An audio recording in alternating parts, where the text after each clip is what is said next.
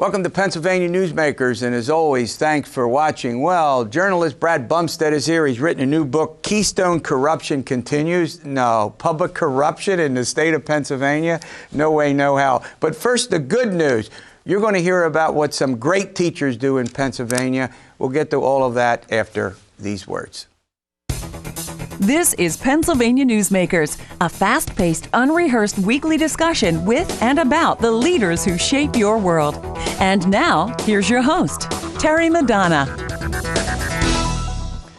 Well, I'll tell you what, a year or so ago, we decided that we would get together with Pennsylvania State Education Association, and we would talk about and bring in some great teachers. We hear an awful lot, unfortunately, about what's wrong with the schools, but in reality, we have some great teachers and a lot of good gets done, and we want to highlight that on this show.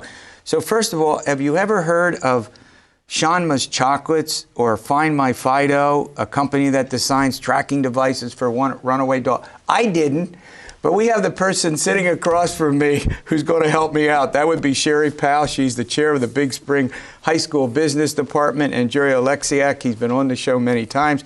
He's the president of Pennsylvania State Education Association. Jerry, about a year or so ago, you and I had this conversation, and I said, and I'm probably guilty here because I've taught for so many years, I run in constant to a lot of great teachers who care a lot about what they do. And let's face it, there are some bad folks in every profession. We all admit that, right? And we don't want them there any more than you or the community does. Yeah, that's exactly right. But we have some great work that gets done. We do. And we ought to showcase that a bit. And we, I agree with you. There are so many good things happening across the state of Pennsylvania in our classrooms. And I think for teachers, very often, this is what we do. We don't think it's any big deal.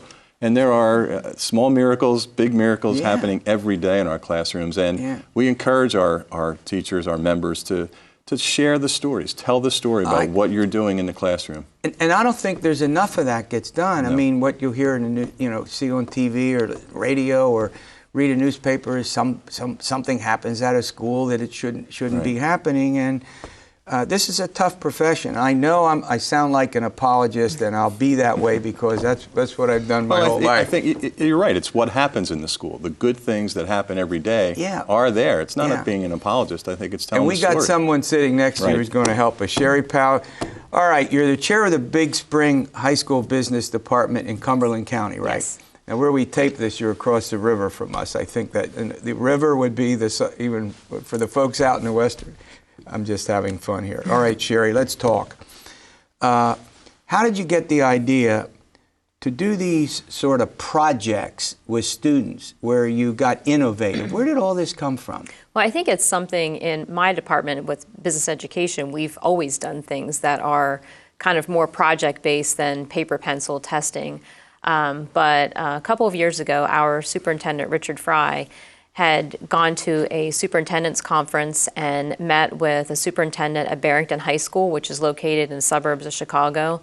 They had this business incubator idea where students start a business from an idea they have and follow through from the ground up and take it from the incubator stages of just developing it to actually marketing it and selling it.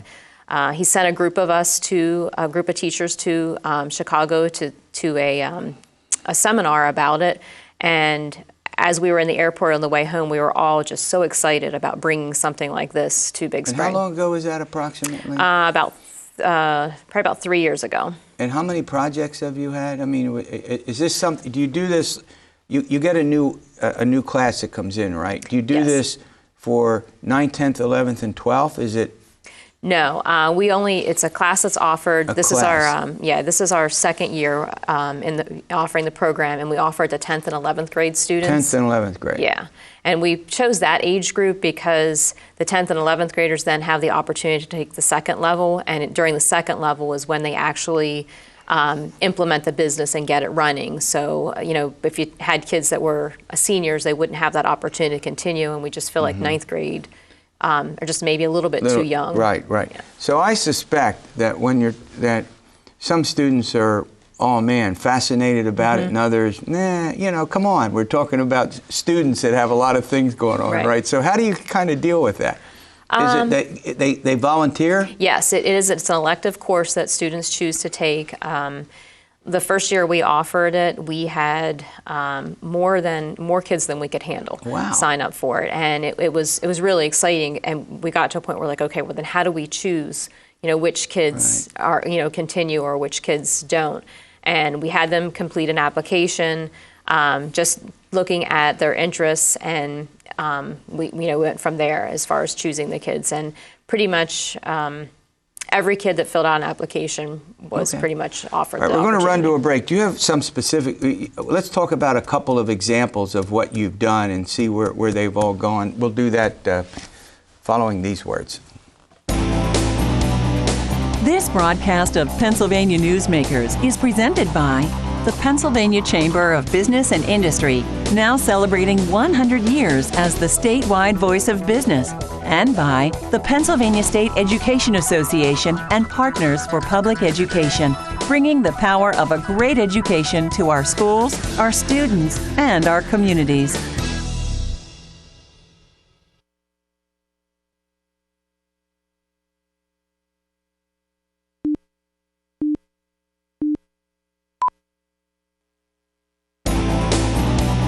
This broadcast of Pennsylvania Newsmakers is brought to you by the Pennsylvania Highway Information Association, the go-to source to learn about transportation projects and issues.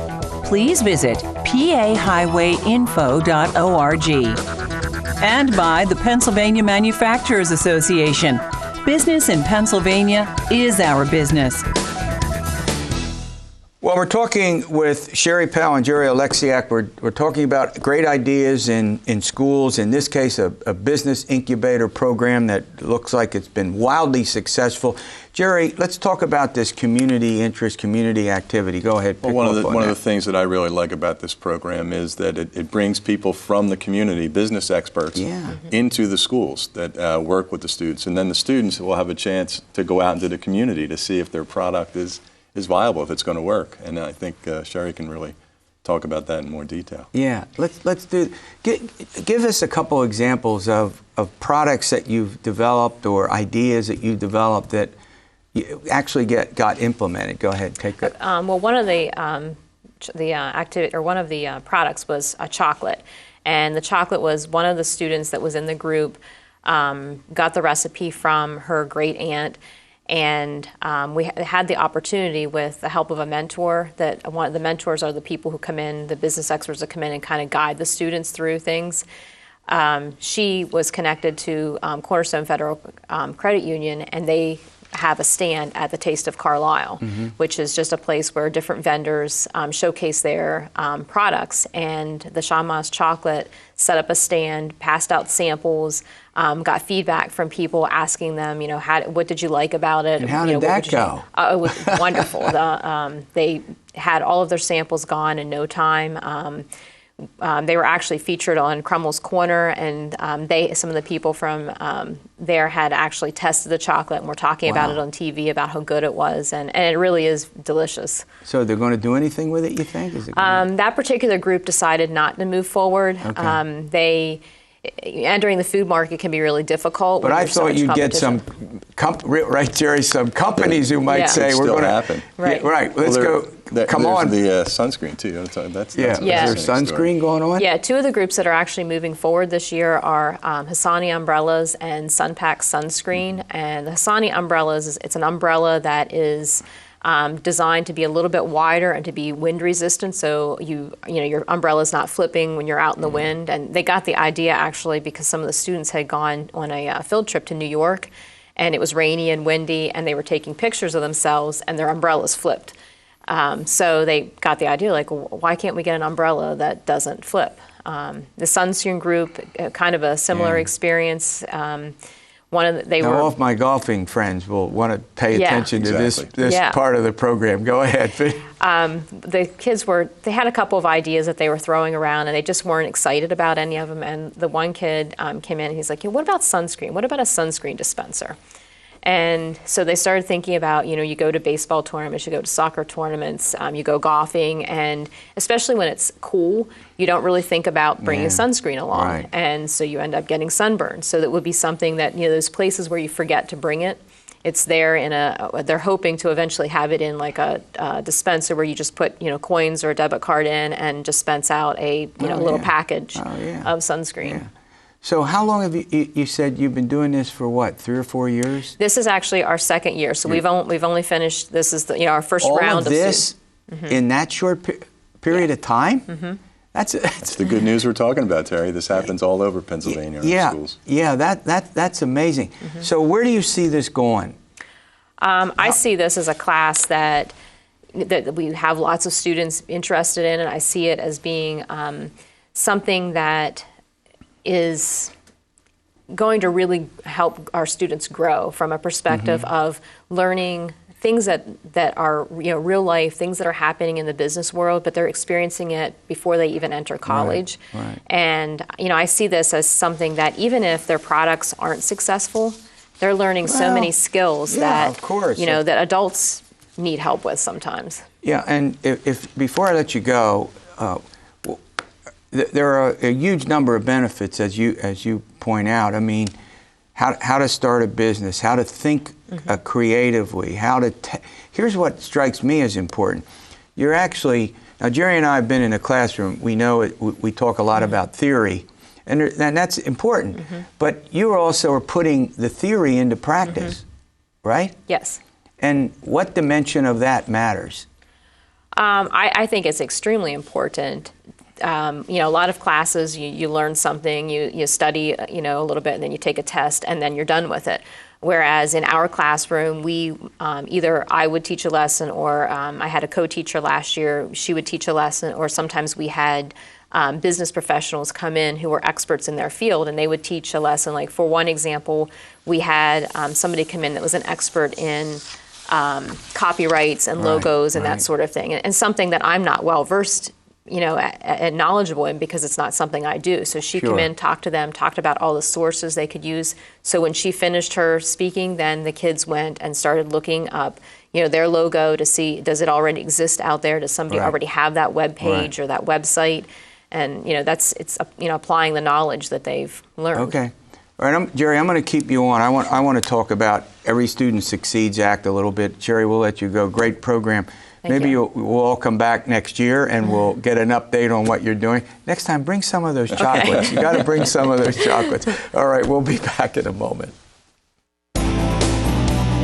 This broadcast of Pennsylvania Newsmakers is brought to you by the Pennsylvania Credit Union Association. Pennsylvania Credit Unions, where people are worth more than money. To find a credit union that is right for you, check out ibelong.org. And by the Energy Association of Pennsylvania, Pennsylvania's energy information source.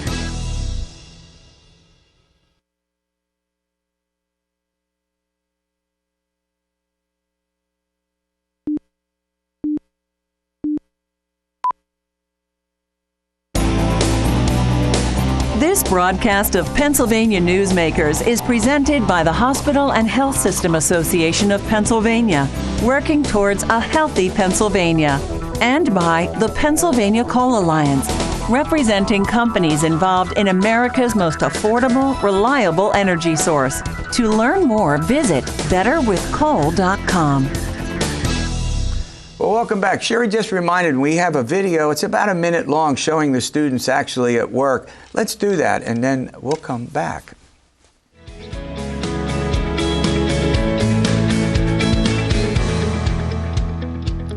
For many years, there have been two distinct learning paths for Pennsylvania's high school students. College-bound students can take courses preparing them for higher education, while students eyeing a career in the skilled trades can pursue vocational technical training.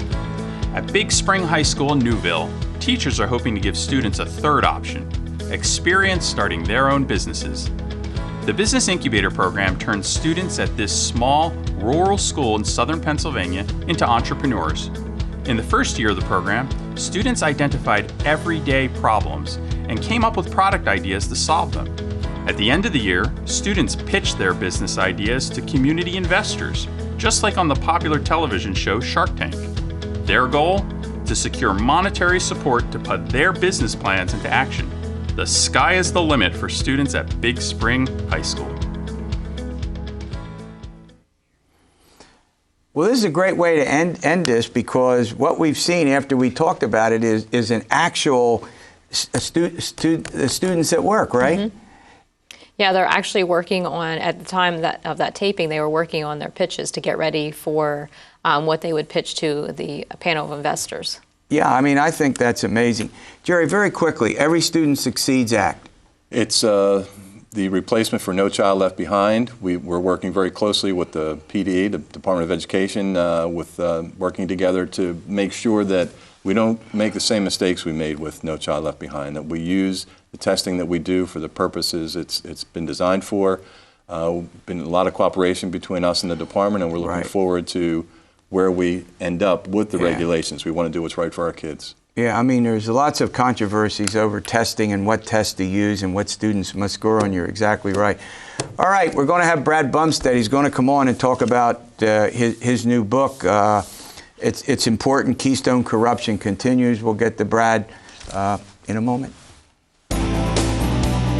This broadcast of Pennsylvania Newsmakers is brought to you by the Pennsylvania Medical Society. Inspired physicians committed to the good health of Pennsylvanians and the advancement of the practice of medicine. And by the Pennsylvania Healthcare Association, advancing quality, improving lives.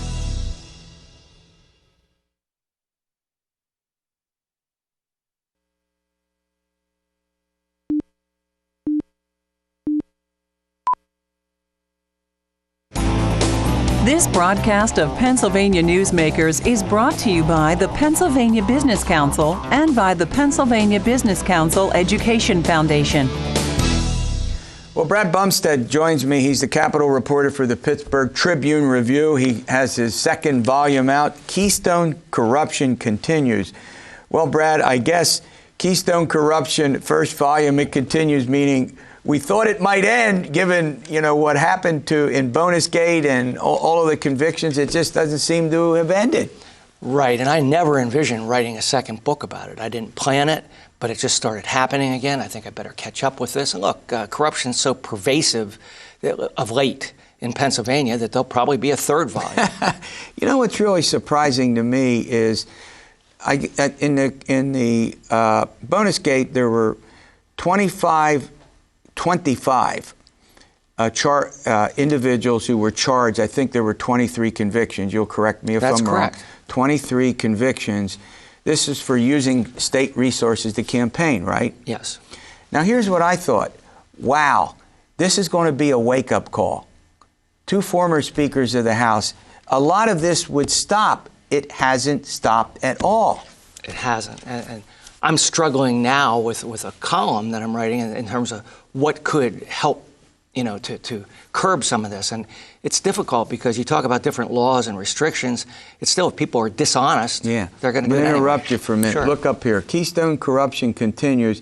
Now, I love the fact that it goes right across the middle of not quite the middle, but above the lips, and then it ends. Who is that? Do we know? I don't know who it is. A lot of people will presume that it's Kathleen Kane. I don't know that. But when I first saw it, I didn't love it. I thought, well, why not just use her picture? But the more I talked to other people about it and looked at it, I thought, well, it shows the mystery sort of this woman and who she really is, because we don't really know. Yeah, that's great. We'll come back to her in a minute. Let's finish this argument.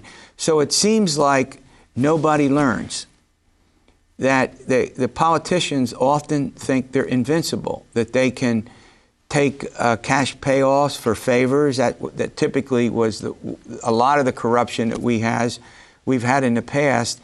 So if you had to cite one or two of the big cases that you write about in here, talk about them for our viewers. Well, one that was a complete surprise, nobody saw this coming, was very recently John Esty, the former chief of staff to Democratic Governor Ed Rendell, went into federal court and pleaded guilty to mail wire fraud. He was part of a sting that the FBI was doing into lobbying in Harrisburg. And Esty hasn't been sentenced yet, but he pleaded guilty to that. He, of course, worked for Rendell. He worked at Delaware River Port Authority, and he worked for the Hershey Trust. It's not known where all the feds were looking, but Esty was wearing a wire. So there's a lot of nervous people in So that means, here's what's also amazing to me. We elect 3 statewide officers, other than, not talking about governor, lieutenant governor, U.S. senator, state treasurer, attorney general, and auditor general. In the 2012, we elected all 3. The state treasurer, guilty, right? Not sentenced yet. Wore a wire. Do I got that right? That's correct. Kathleen Kane, you write extensively about her. I've written about her and talked about her over the course. I mean, imagine 2 of the 3 what we call row offices. Eugene D. Pasquale, the Auditor General, is the last man standing. Yeah. And I've had him, I would be absolutely stunned. He seems to be very forthright and honest. You've interviewed him, right? Oh, yes. Yeah, I agree with you, but I'm never fooled by people anymore after some of the people that I thought would not do anything. But I think generally he has a great reputation. I would not be surprised to see him run for governor. Oh, I couldn't agree more. All right, let's talk about another thing, Porngate. It looks like, review it quickly. So we have these emails. Go ahead. Well, in the fall of 2014, several reporters had filed right-to-know law requests. And so at one point, Kathleen Kane granted, in summary, those requests. She merged them together somehow. I don't know how you can do that, but she did, and handed out a box of email transcripts, but they were all for Republican officials or people who had worked for Republican Governor Tom Corbett right before the election. Right. And I, for one, was saying, why are we just getting those? I asked for everybody. And that was the very beginning of Kathleen Kane using porn as a weapon, which she did against her opponents. Yeah, and then you got the Democrats out later, right? And then there was more releases that followed. Is that correct? Well, yes, and including Justice Michael Aiken after he had voted to suspend Kane's law license. Yeah, so then he's off the court. And then lastly, before I let you go, have you ever seen anything like in your career the Kathleen Kane situation? No. Because you and I have talked about whether that is, corruption per se. I disagree with you to some extent that it's not the payoff and it's not the campaign money. Yeah. But when you obstruct justice as a statewide elected official, to me that's a corrupt act. I mean, that's... Yeah. But I think the bigger point here is I think this was inexperience, it was bad judgments, it's a whole bunch of things. And it was revenge. All right, I got this right up here. I'll tell you, it's worth buying. Keystone Corruption Continues. Amazon, they can get this on Amazon? Get it on Amazon.com. You can go to bradbumstead.com and have the link to Amazon. The Midtown Scholar in Harrisburg sells copies. All right, there you go. Brad Bumstead. We'll see you next week for another edition of Pennsylvania Newsmakers, and as always, stay well.